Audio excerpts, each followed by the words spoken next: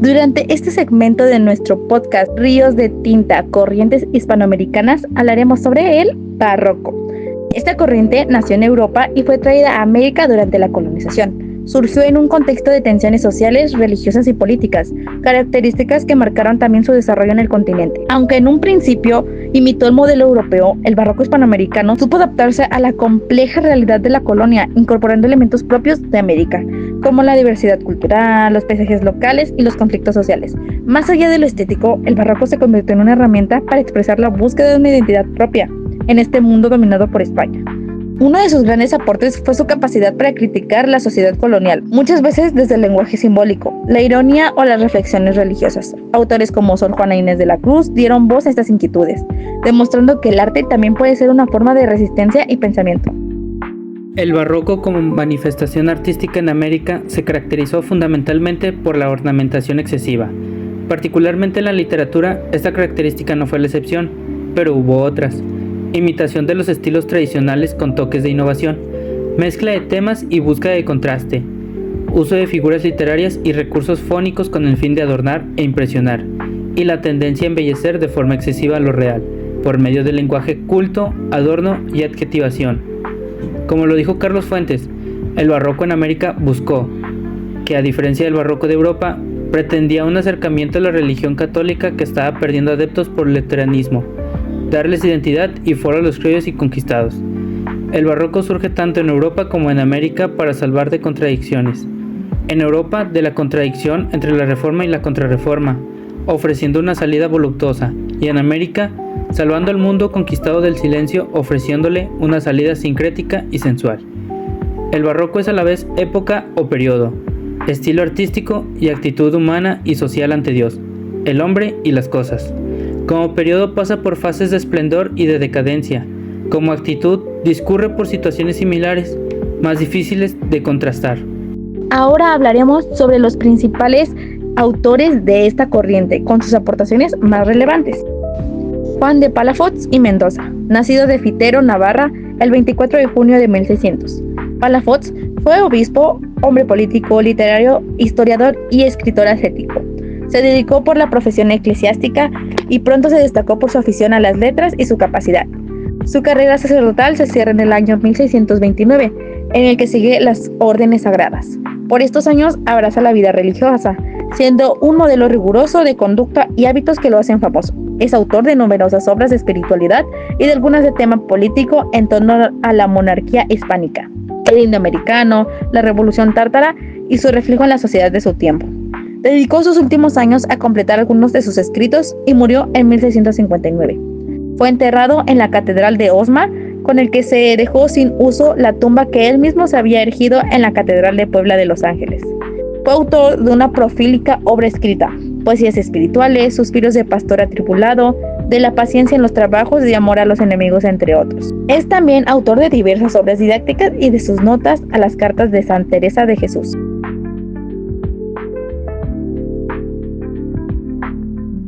Otro aporte de Palafox es la educación.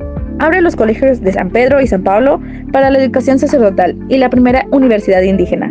Aprende náhuatl y se da cuenta que existe un gran rezago. Escribe un libro en favor de los indios y establece una escuela específica para que estudien y puedan llegar a los mismos niveles que un criollo. Bernardo de Vuelvabuena nació en Valdepeñas, en Castilla, España, el 22 de noviembre de 1562 y murió en Puerto Rico, en donde fue obispo, el 11 de octubre de 1627. Se crió en la Nueva Galacia y estudió en Guadalajara y México. Ocupó algunos curatos y posteriormente la abadía de Jamaica y a partir de 1619 el obispado de Puerto Rico. Estudió en México y fue rápidamente conocido por sus dotes literarias. Él podía adquirir fondos y variados conocimientos, tomar contacto con toda la cultura de Europa humanística y la de España del siglo de oro. Es el representante más erguido de las letras renacentistas que muestra a la par elementos barrocos. Su grandeza mexicana está considerada como el poema lírico descriptivo más importante de Jalona, hasta la época de Landívar. Sus obras más significativas son La grandeza mexicana de 1604, El siglo de oro en las selvas de El Fili en 1608, El Bernardo o la victoria de Roncesvalles en 1624.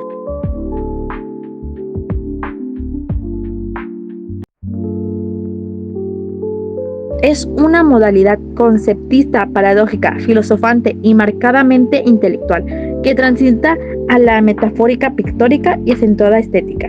Grandeza Mexicana es una obra máxima de arte y artificio. Busca exaltar, invitar y liberar de una forma clásica y adornada de generar identidad entre los criollos, quienes seguían sin recibir el reconocimiento que ellos creían merecer, por ser herederos de conquistadores. Es una obra grandiculante en la que se exagera la perfección, si acaso eso es posible, para exaltar el nacionalismo. Diego de Ojeda nació en Sevilla, fue a las Indias y en Lima en 1951 ingresó en la Orden de los Dominicanos. Aunque publicó algunos poemas y se le atribuye una historia de la Inquisición en Lima, es debido a su poema épico La Cristiada, el que hoy se le tiene una especial consideración como hombre de letras. La Cristiada se compone de 12 cantos o libros, en octavas reales. Relata la pasión de Cristo desde la última cena hasta la crucifixión, incorporando e intercalando al mismo tiempo otros muchos temas afines. El estilo de la obra de Ojeda responde a la influencia de Torcuato Tasso en la literatura del momento y al gusto por las adaptaciones de Virgilio y poemas sobre la vida de Cristo y otros temas religiosos. La base del poema son los evangelios, sobre la cual el autor construye la compleja estructura de su obra. Se trata de una creación muy literaria que toma elementos de muchas otras fuentes, tanto religiosas como textos postbíblicos, y tradiciones o leyendas sacadas de textos apócrifos. También incorpora la obra religiosa en prosa de algunos de sus contemporáneos, que adapta a su narración para convertirlo en un poema épico en el que combina lo natural con lo sobrenatural y lo histórico con lo imaginario.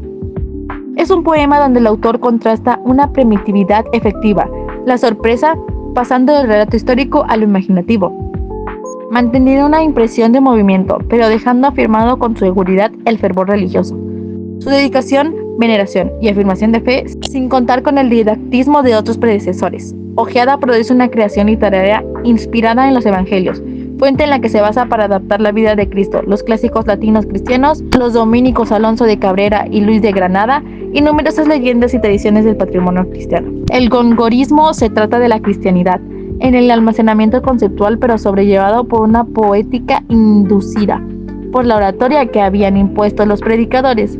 Su compleja visión del relato evangélico adopta visiones imaginarias y tradiciones apologéticas. Será revisada poéticamente, sirviendo de enseñanza y como afirmación de fe.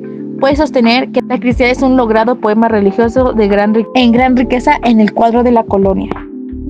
Juana Ramírez de Asbaje ha sido conocida por su nombre religioso como Sor Juana Inés de la Cruz. Nació el 12 de noviembre de 1648 y murió el 17 de abril de 1695. El 14 de agosto de 1667 ingresa al convento de San José de Carmelitas Descalzas y el 18 de noviembre del mismo año lo abandona.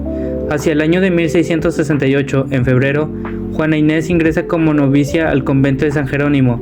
Una primera enfermedad del tifus la pone en verdadero peligro hacia los años de 1671 o 1672. En este lugar pasará el resto de su vida, aproximadamente 27 años, de los cuales sobresalió más que en el ejercicio religioso, que cumplía cabalmente, en la escritura y en la administración del convento, del que fue contadora durante 9 años.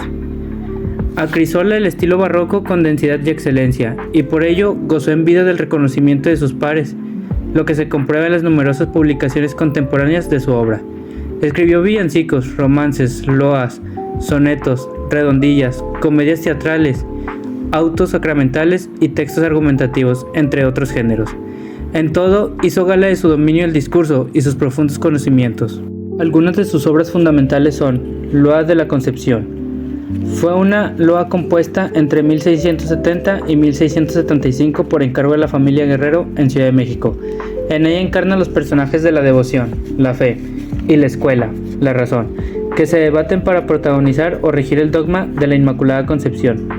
Neptuno alegórico, escrito en 1680, es un texto alusivo a la llegada del nuevo virrey Tomás de la Cerda y Aragón, marqués de la Laguna, y su esposa, a partir del cual se ganó el favor de los virreyes. Se caracteriza por ser rica en referencias a la mitología grecorromana y al antiguo Egipto.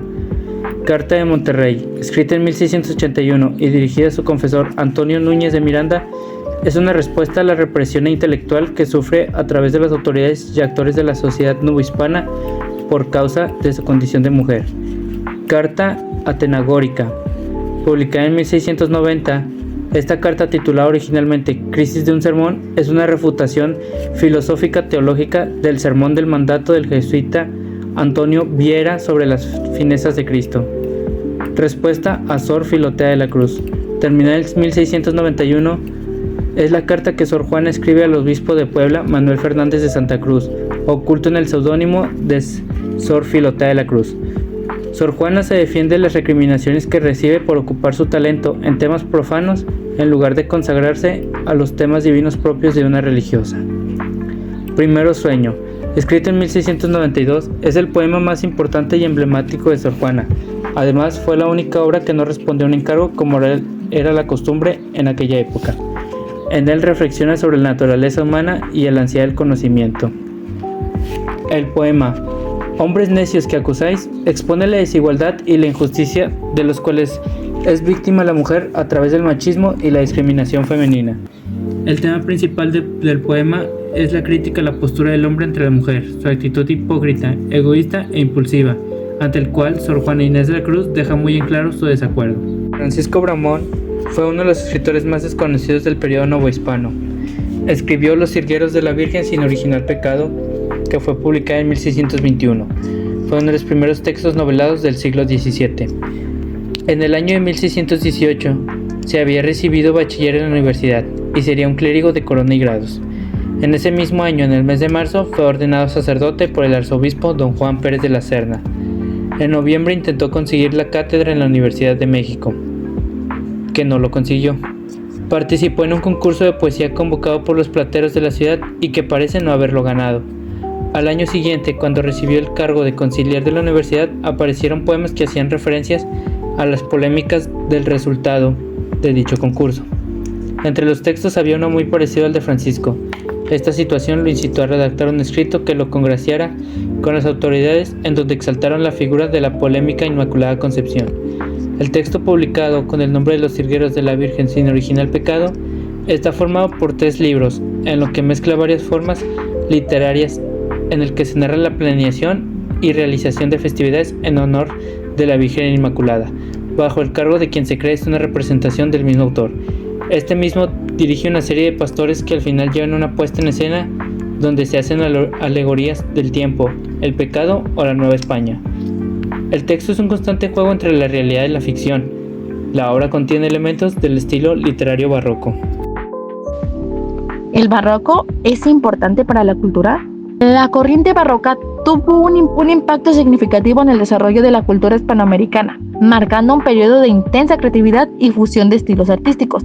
Se caracterizó por la exaltación de la religión, la grandiosidad, la complejidad y la influencia de elementos europeos, aunque también incorporó elementos autóctonos, dando lugar a una expresión cultural única. Son variados los aspectos que definen al barroco americano. Comúnmente se le entiende como la forma contracultural que tuvo lugar como respuesta ante el despojo y la destrucción de que fueron objeto las culturas prehispánicas. El barroco vendrá a ser la contracultura, el sincretismo, la mezcla de la fe indígena y la cristiana, enmascaramiento y protección de la fe y las creencias religiosas, una manera de expresar nuestras dudas y ambigüedades. Pero también el barroco es entendido como un arte de la abundancia, basado en la necesidad y el deseo, en la ocupación del espacio vacío. Arte de desplazamientos que corresponde a una identidad mutante. El espacio que ocupe quedará definido entre el ideal renacentista europeo y la realidad terrible de la destrucción cultural de los pueblos prehispánicos. Para Lezama, la identidad cultural de Hispanoamérica solo podía ser formulada en una concatenación de mitos indígenas y europeos. El escritor cubano vio en el barroco un arte de la continuidad entre el pasado indígena y la utopía. Esta promesa contradictoria de futuro traída por los conquistadores españoles a América, la referencia a este escritor resulta imprescindible, por ser él mismo un claro ejemplo de lo que queremos mostrar. Al menos su obra ha sido un comienzo de nueva identidad para la cultura hispanoamericana, en requisito de madurez para alcanzar la emancipación cultural. Las distintas corrientes literarias que han surgido en Hispanoamérica sirven para entender la evolución del pensamiento y la identidad cultural que reflejan los valores, preocupaciones e ideas de una época en específica, además de expresar ideologías que critican, apoyan o transforman una estructura sociopolítica. Pero sobre todo, una forma de innovar el lenguaje y las formas de expresión, pues cada movimiento introdujo nuevas formas estéticas y técnicas literarias que han enriquecido al patrimonio lingüístico y literario. Para finalizar, podemos entender al barroco como una corriente que no solo decoró la literatura con un estilo elaborado, sino que introdujo el pensamiento crítico en una época marcada por el control y la rigidez.